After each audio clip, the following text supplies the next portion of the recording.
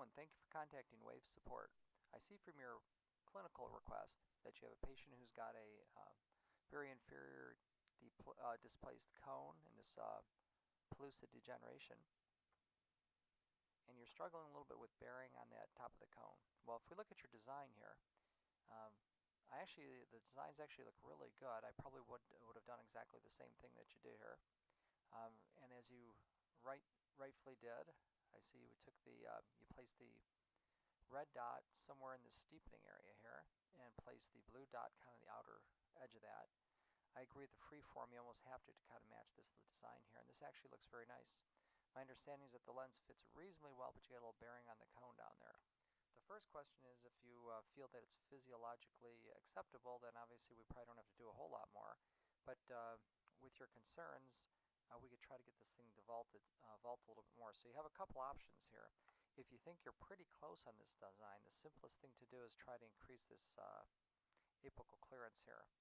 So you can go over this a little bit more. And the easiest way to do that is just leave it in 100% and go down here and click down on this blue dot, 4 or 5 clicks. And then it'll get your lens to lift up a little bit more of that central area. So that should help get it, take that touch off that cornea and go a little bit more or less. You might have to play around with it a little bit, but that'd be the simplest quick fix for that. Same thing if we look at the left eye. My understanding in the left eye you have a similar situation, but I understand you also have some issues with the peripheral cornea being too steep.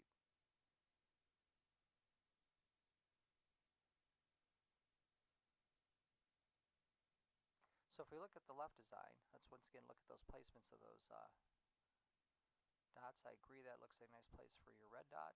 And if we look at the blue, trying to place it maybe in the outer edge of this area, you could probably even come in a little bit on that. And just come in a little bit more on that. Also keep the current settings. We'll let it adjust for that placement of the blue dot. Once again, you can increase this apical clearance here to try to get that to lift up off that so you don't have quite as much bearing there. And in this area here, you can also loosen up. Now, if you're concerned about if you cannot get this area to match out here, you could also switch over to tangential, which may give you a little more flattening effect out here in the peripheral cornea.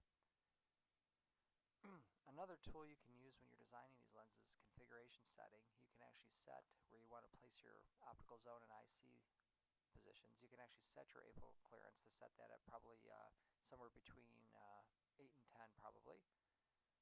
Usually around 9 or 10 is probably perfect. You can set your diameter and everything and just set axial, freeform, or tangential, whichever you prefer, and hit continue and let it design itself. As you know, with these keratoconus or pellucid marginal pellucid patients, you tend to get the rules tend to go out the window.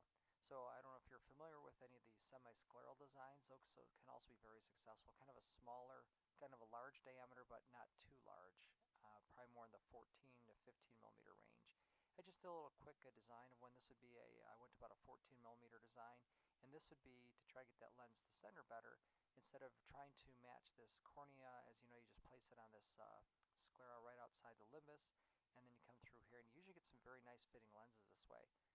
What I might recommend if you're interested in that, if you haven't seen the video yet, on the Wave Design website, there's a really nice tutorial video by Dr. Maller, which is a 8-point step designing these lenses, and he's got actually a couple examples of some corneas that are almost exactly like yours, and he's got some successful cases that he put together there. I'll include a link in the email that I send with this video.